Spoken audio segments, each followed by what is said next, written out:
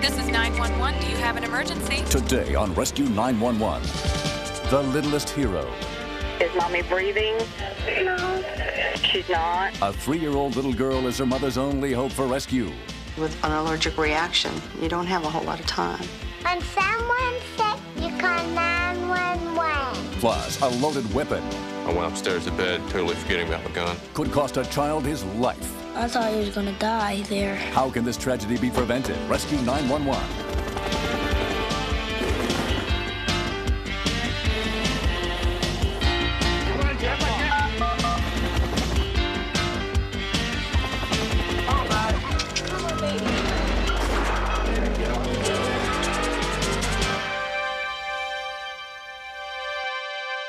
All the medical skills available can't help save a life if rescuers aren't able to get to their victim.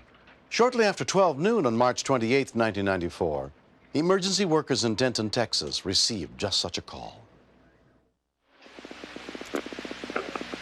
Okay, County 911. Oh, you gotta hurry up. I'm in my house. What's happening? I think I'm having an allergic reaction to some antibiotics.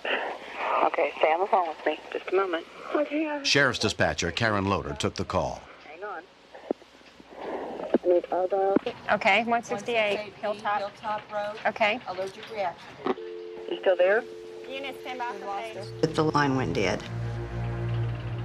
When there's a severe allergic reaction, death can be the result if help is not obtained quickly. When we continue. Okay, how old are you? My main concern was that her mom could be dying and that she would be alone in the house.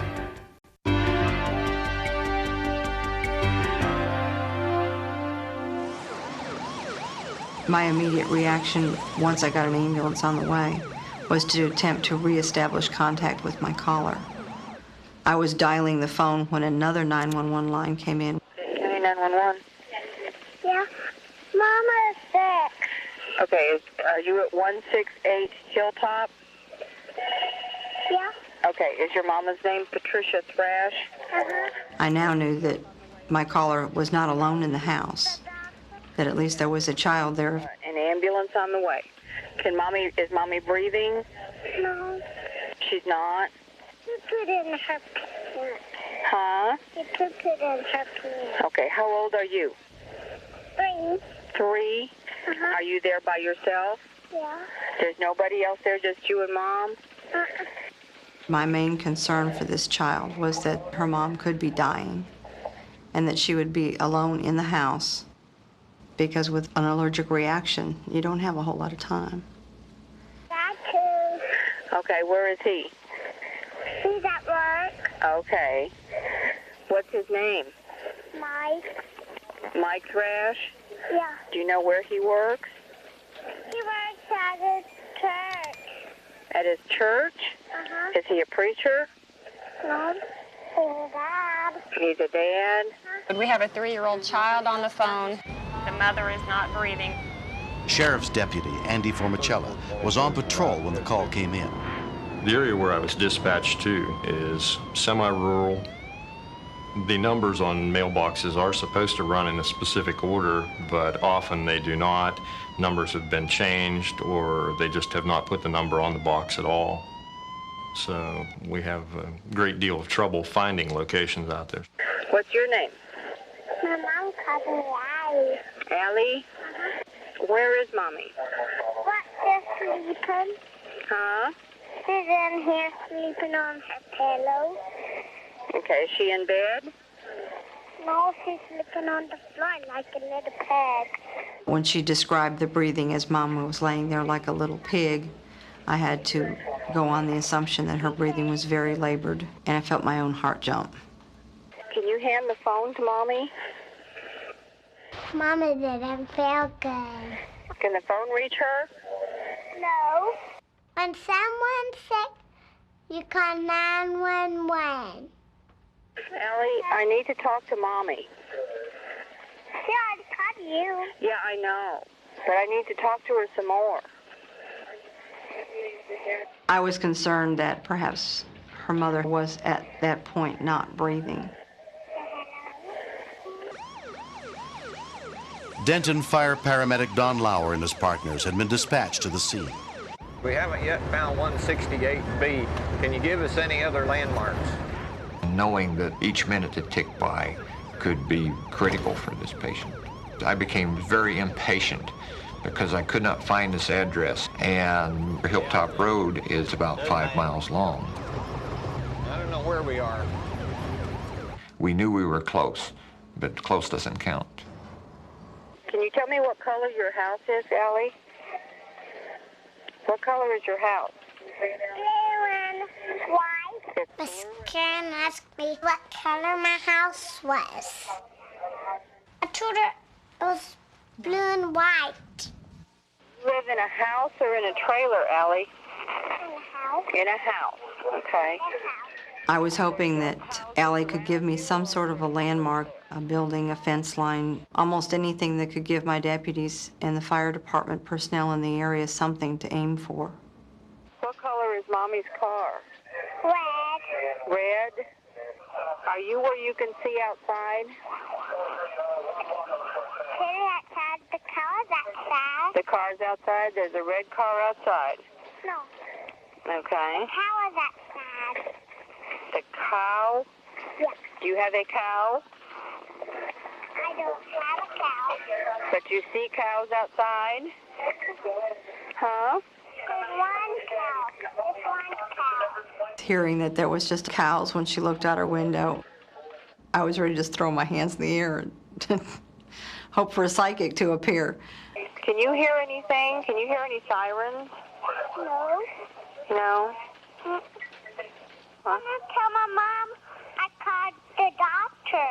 Well, that's real good, honey. We'll tell Mommy in a little bit, okay? We're trying to get some help there, but I can't really tell where you are. I'm at home. Okay. I saw the red car in the driveway and shouted down to the EMS personnel that this was probably the house. This house over here.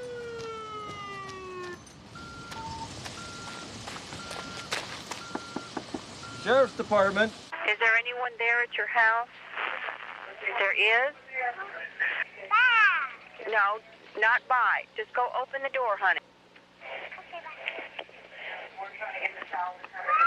She's coming. She's coming. It's there. My mama said. Wake up. Wake up. Wake up these officers. They're in the house. When I heard the deputy's voice and the paramedics come in the house and heard them calling Mrs. Thrash, I was just so relieved. Within 16 minutes of the initial call for help, the rescue workers arrived on the scene. She was red from head to toe, and her breathing was shallow. Have you taken some drugs? When a person is in anaphylactic shock, they can go from life to a death situation very rapidly. All right, let's get some high flow oxygen on her. 15 liters. We had asked her if she had been bitten by an insect, and the one word she was able to utter to us was Keflex. And that told us right away it was an antibiotic type drug that she was prescribed. While Deputy Formicellis stayed with Allie, paramedics radioed Denton Regional Medical Center, where emergency physician Randy Parks was on duty. Medical control. When the paramedics encountered this patient, she appeared very ill and likely not to survive. So respirations are 16 and shallow. I think that this case would have resulted in a fatality for the mother if the child had not called 911. 36-year-old Lynn Thrash was treated at the hospital and released that same day. What's that you mean? Spider-Man. Oh, no, give me a kiss. Lynn will always be indebted to her 3-year-old daughter, Allie. First thing I did when I saw Allie was give her a huge hug and kiss and just praised her and thanked her and told her how proud I was of her and that because of her, Mama was alive. How about Eskimo kiss? You want Eskimo kiss? Yeah. We'll give you Eskimo kiss. I just don't have words for how wonderful I feel about what she did. We was camping one Look at Jason right there. My mama is so proud of me. That's fine. Mama said Thank you for saving my life. Where's Sister Bernie? I love my mommy, and I'm glad she's okay. Oh no, what do I do? Let's get my money. Your turn. Lynn's husband, Mike, is also very grateful. I just want to thank all the people that helped to find my house, the officers that were there, the ambulance people that was there, and of course the 911 operator. She was great. No, this way. I couldn't believe she kept Allie on the phone for over 20 minutes, but it worked out for the best. The reason the rescue workers had so much trouble finding the Thrash family's house was that it had a different address on it. Everyone needs to be aware of the fact that their home and their mailbox need to be numbered, their name needs to be on their mailbox, the number needs to be on the house. 1, 2, 3, go under. All right, buddy, give me a hug. She did something that was just really great, something that you really don't expect out of a 3-year-old. Are you gonna hold your breath? I'm about the proudest dad in the whole world of a little girl that I love very much. Smart. Because I got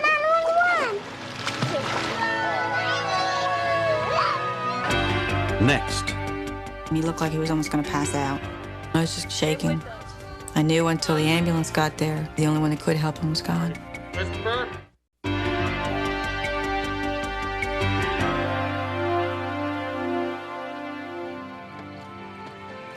Though Stephen Gillespie had a full-time job as a police officer, he also took other work nights and weekends.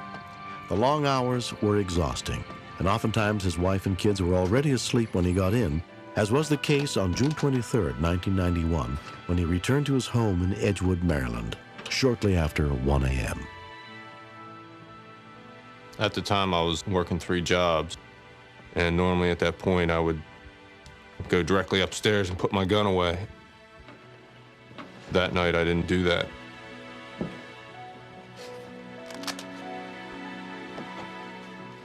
I went to read some of my Bible before I went to bed because church was the next day, but I was pretty tired.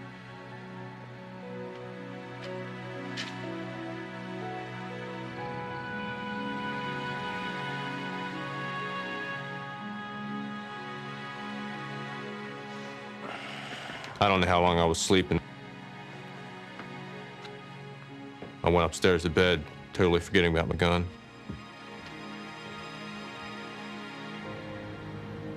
Around 8 o'clock that morning, 7-year-old Jason headed to the basement to watch TV. I went downstairs. I was watching all my favorite shows. You went for breakfast? Then my brother and my mom came down. There he is.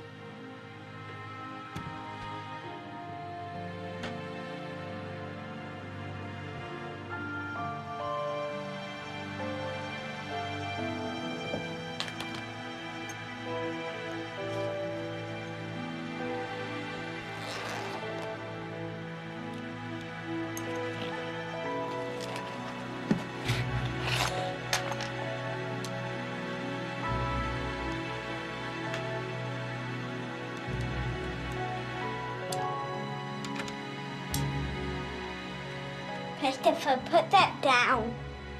I knew it was dangerous. Put it down, And Christopher. I tried to take the gun away. You're going to get in trouble from Dad. I tried to tell him to let go, but he didn't let go. Ooh. Give me it, Christopher. Put it back. It just slipped out and shot him. Jason was screaming, and I started hearing Christopher cry. He had blood coming out of his chest.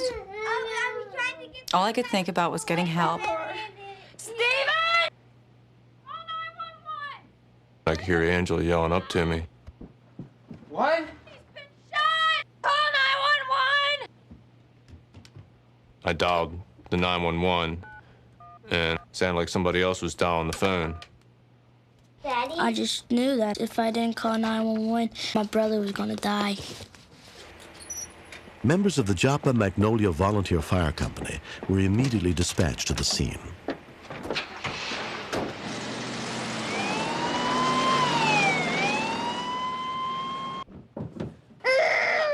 left your gun out.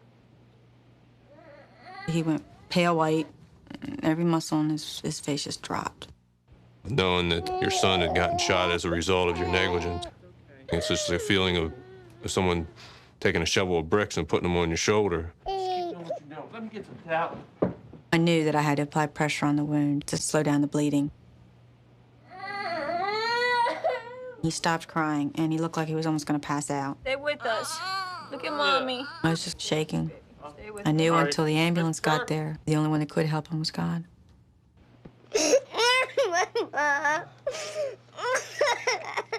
It was scary because I thought he was going to die there.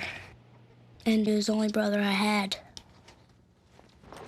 Volunteer EMT Chris Leverton was asleep at home just up the street when the call came across his pager. I know it hurts, pal. Steve, that's all right.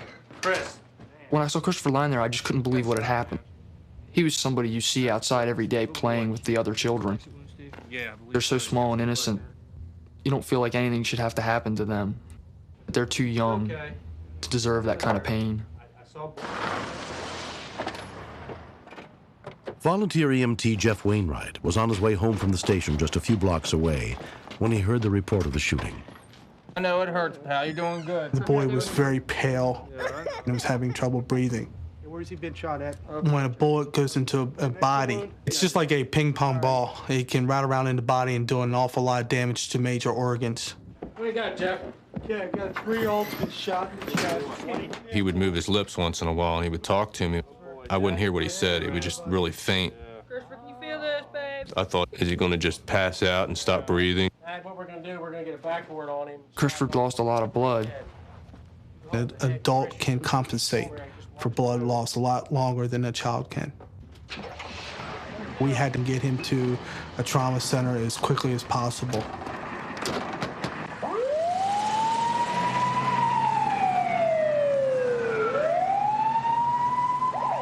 The closest trauma center was more than 40 miles away, so Christopher was transferred to a medevac helicopter to be taken to Johns Hopkins Children's Center. He was admitted under the care of pediatric surgeon Chuck Patus. 3-year-old shot at close range. He had a sucking chest wound. What that means is there was an injury to the lung underneath, which is allowing things to move back and forth as he breathed in. We had no idea where this bullet had wandered.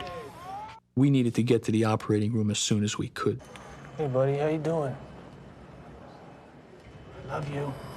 And you could just see his lips move, and he said, I love you. But you couldn't hear him say it. Take care, all right? Okay, let's go. And I just fell apart after that. And because of my negligence, I might not see my son again. I knew Christopher was in the best of care. My greatest fear was between both Jason and Stephen, putting so much guilt upon themselves. The hardest part would be picking up the pieces. Love you.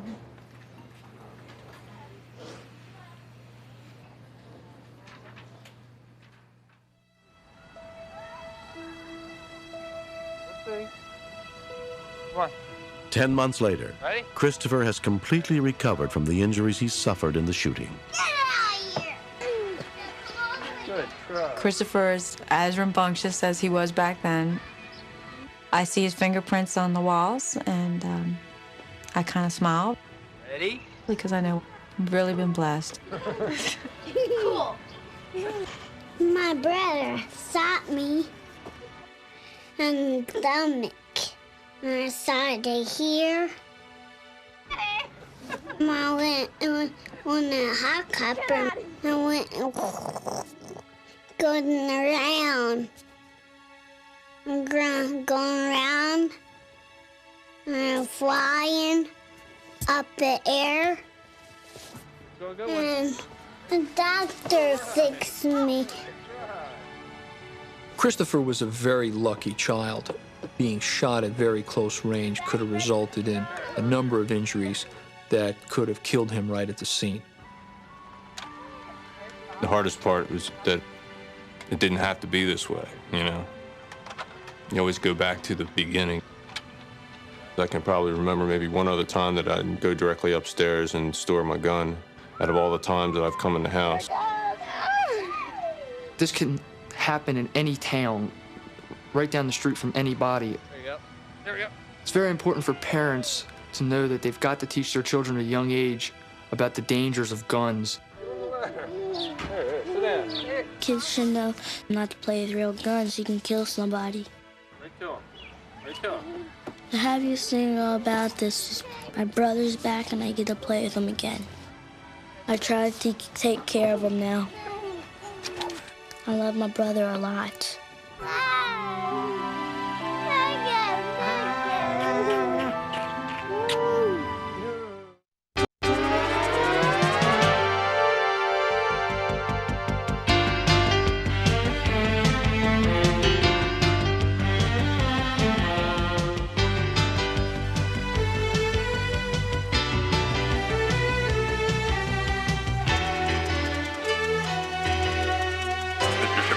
Step out of the car, please.